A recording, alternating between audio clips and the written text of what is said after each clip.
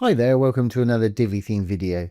This is Jamie from System22 and webdesigningandtechtips.com. We had another request the other day. We're on Divi 5 here, the Divi 5 theme. We did a hover effect with Divi 4. We've got an image here. When I hover over it, we got some text that appears with a button, basically a call to action. When I take my mouse off, it's going to disappear. And of course, they can click on it and go wherever they want to go. We had a question, how do you do that with Divi 5? It's pretty similar. There are a few changes. And just for fun, I've added one here that you can do on a click as well. A little more complex. It works just fine. Got a little icon in the corner of this one to let people know something's going to happen. If they click on it, it's going to show up the text and the call to action or whatever you got on yours. Obviously, they can click on the call to action button. It'll take them wherever you want to take them. That's my home page. Let's go back. Really easy to do, so let's get started. I've got this page open here. Let's go down, we'll delete everything that we've got here and we'll start from scratch. Let's just delete the whole section. I've got a fresh section here now. It's like a new page with Divi. Obviously you can put this anywhere on your site. Blue tab for a section. I'm going to add a couple of columns. And you can use any module or combination you want. I'm going to use a call to action in mine. Of course, with the great new group module, you can build just about anything you want there. And as I'm sure you know, with the call to action, the button's not going to show up until we put a link in for it. Let's go over here. We're in the call to action under content. Let's close up the text. I'm going to leave it on the generic text. Obviously, you're going to put in what you want your title to say, your button to say, and your content text there. Let's close that up. Down below is where we'll find the link. And you can take people wherever you want by putting the button link in here. Or if you want the whole module to go somewhere, you can put a link in here or do both. I'm going to make my button go to my home page. I'll put a little dynamic link in there. As it's linking to my site, I'm leaving it in the current tab. If you were linking off-site to somebody else's site, I'd recommend you open it in a new tab. That way your site is going to stay open. Fantastic. Now to save a bit of time, I'm just going to duplicate this module. And I'm going to throw one of them next door there. I've got a spare. Great. Well, the one that we did in Divi 4, first we had an image, then when they hovered over it, we had our little module or text or whatever you want to put in yours fade in over it. Really easy to do. For the image that you see at first, it's actually sitting in the row, in the column that the call to action is sitting in. So let's make sure we're in the right call to action by clicking on the cob.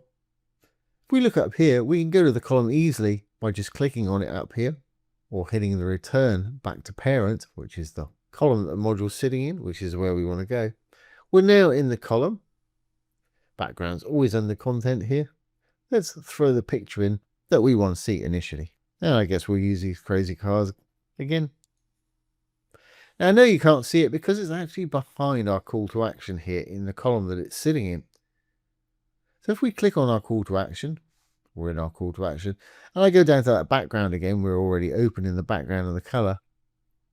If I bring the opacity down, you'll see that our little image is in the background there. What the opacity is doing is 0 opacity is invisible.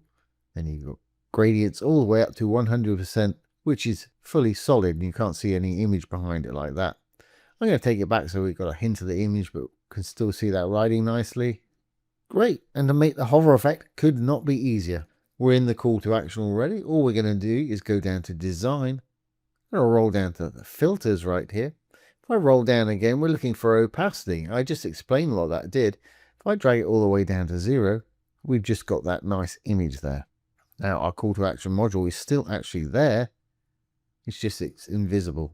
Then when we hover over it to set the hover effect, here's the change from Divi 4 to Divi 5. We need to go up to the top here, go over the little computer type icon, left click, we'll go down to hover state, and we can change any of our settings within our panels here and have something else happen on hover. Well, when they hover over, I want it to take full opacity, so it comes all the way back so they can read it and click on the button. Now the time it takes to go from one to the other is 300 milliseconds by default with Divi, which is pretty quick. Now here's something really important. Once you create a hover state, make sure you go back up, go back over to the arrow that says it's on hover state, and switch it back to desktop or whichever mode you like to edit in. Otherwise, any edits you make from that point onwards will only happen when they hover over it, and that's probably not going to be what you want. As I mentioned earlier, if we look over in the advanced, we've got transitions. There's the default 300 milliseconds. Let's take it up to maybe half a second. 500 milliseconds. And you can delay it. In other words, they'll click on it. You can put a time delay in before anything happens. I want to leave mine on 0. I want it to happen right away. Transition speed curve. Actually, for my hover effects, I like to use ease in, ease out. They're pretty similar, but some of these will work in specific circumstances better than others. I'm going to use ease in, ease out. That's my go-to for this sort of thing. Okay, if we've done everything correctly here, this should work. Let's save our changes. I'll get rid of this preview and we'll get a fresh one going. Left click, preview on the front end. And there we have it. Nothing going on the right at the moment. On the left though, when I hover over it, you'll notice our little call to actions are going to zoom in there. And we can roll over, hit the button, click on the button. Takes us where we want to take our people. Let's go back. Very easy to do. So I hope that's answered that question of that thing that we did with Divi 4. Now for anybody that wants to see the other one, it's a little more complex. But it's still a really nice effect to have on your site.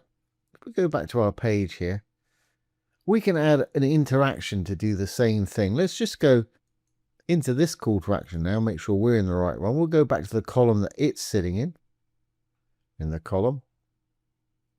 Under the content, background, we'll throw another silly image in. Perhaps that one. Now you'd think with Divi 5 there'd be an easy way to do this with the interactions. It kind of works, but there's a problem. I'll show you what that is.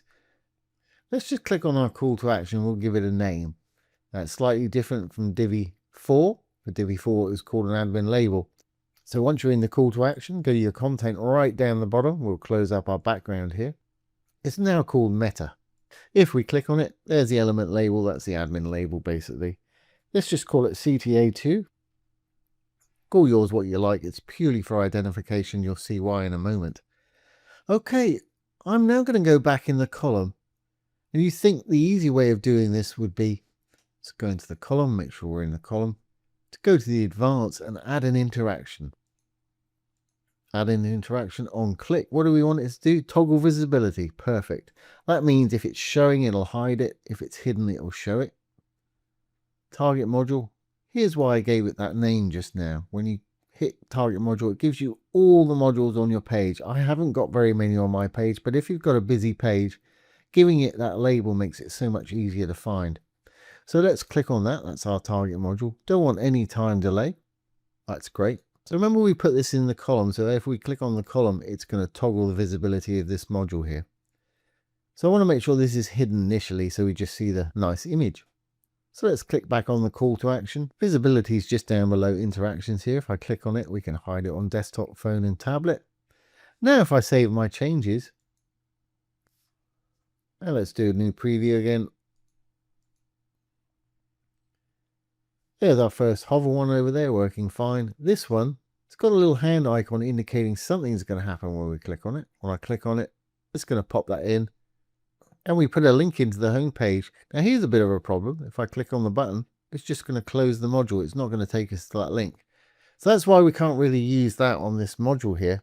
Also, it actually looks like it's working here. But if I hit my F12 key and show you it on tablet or mobile phone, we've got iPhone 12 here. You'll see because it's toggled that module, there's no height to our column, so you can't see the image. So that's really not going to work.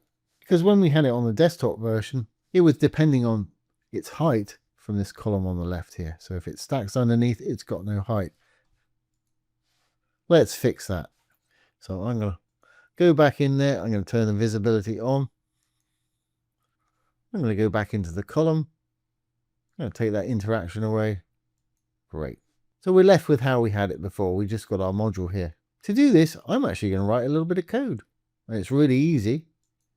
Especially as I wrote it yesterday for a video. I'm just going to steal it from there and I'll put it down below the video for anybody who wants to copy and paste. I'm starting a new row. I'm going to put a single column in it. I'm going to add a code module. And code modules really don't take up very much space at all on your site. They've got no real content. And now the only bit I can't paste down below is the style tags, which are left pointy bracket, the word style, S-T-Y-L-E, right pointy bracket. Once you put in the right pointy bracket, it'll put in the right closing style bracket right there.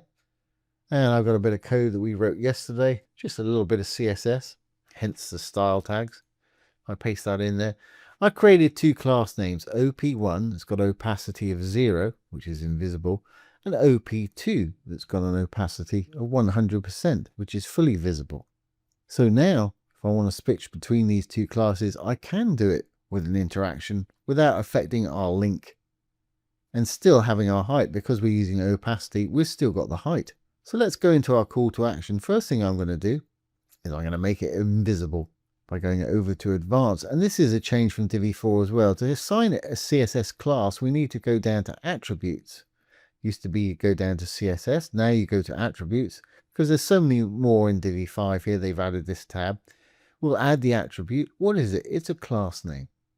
Which one do we want? Well, we want the OP1, opacity 0, OP1. Once I give it that, as you can see, or as you can't see, it's gone. Fantastic. Now we're still on the call to action. Now to bring it back, I can't add an interaction to itself because, as you saw earlier, if I click on it, they won't be able to hit the call to action button. But what I can do is add that little icon as I did before. So if I roll over here, or even if I go to the back end because I got it hidden at the moment, there's my call to action 2. I'm going to add a little icon to it. Flip back to the front page. There's the little icon. I'm looking for maybe a click. That mouse will do. We'll go over to design, an icon. Let's make it white in color perhaps. Obviously adjust yours to taste. And I'll make it a lot smaller. Now I want mine in the bottom left corner. At the moment it's just sitting below our call to action. So to sort that out, I'm going to go to advanced. I'm going to go down to position. I'm going to flip it from default to absolute, which will place it anywhere we want within the parent, which is the column it's sitting in right here. So at the moment it's on top left there, a little hard to see there. I'm going to put it down bottom left. I'm going to bring it in a little bit by using vertical and horizontal offset. I'm going to put 10 on each, I believe. Now we can bring our call to action back with an interaction on our icon. So I'm on the icon, I'm in the advanced. Let's close that position. Interactions right there. Let's add an interaction on click. Don't want to toggle visibility. I want to toggle an attribute, our class name. Target module, we know where that is, CTA2. Attribute name, well, it's a class name. And the name is actually OP2, which will bring it back to full visibility. Perfect. Well, if we've done that correctly now, this should work for us. Let's save our changes. We'll get a fresh preview going. I'm going to left click, preview on the front end. And here we have it. Nothing's going to happen when I roll over it, unless I roll over the button. The button's right there, obviously. But if I roll over our little icon here, you can see it's got the hand icon. When I click on it, brings in our little call to action there. They can activate the button by clicking on the button. Should take us to the home page. Perfect. Let's go back. And if they click back on the mouse once it's activated, it'll disappear again. Really nice little feature. And like I say, the hover effect is really easy to do and a great thing to have, especially on desktops, because people are mousing around, this sort of thing happens, it gets their attention really quickly. And of course, they will work on tablet and mobile, they just have to tap. And if you wanted to add a little tap icon like we did here to let people know they can do something, you know how to do that too. So I hope you've enjoyed this today and found it useful. If you have, please give it a thumbs up, ring the bell, comment, share, and subscribe to our YouTube channel. Don't forget, if you have any questions, either about Divi 4 or Divi 5, pop them down below. I'll do my best to answer them if I can. We'll make a little demo video just like this one. So once again, this has been Jamie from System22 and webdesignertechtips.com. Thanks for watching. Have a great day.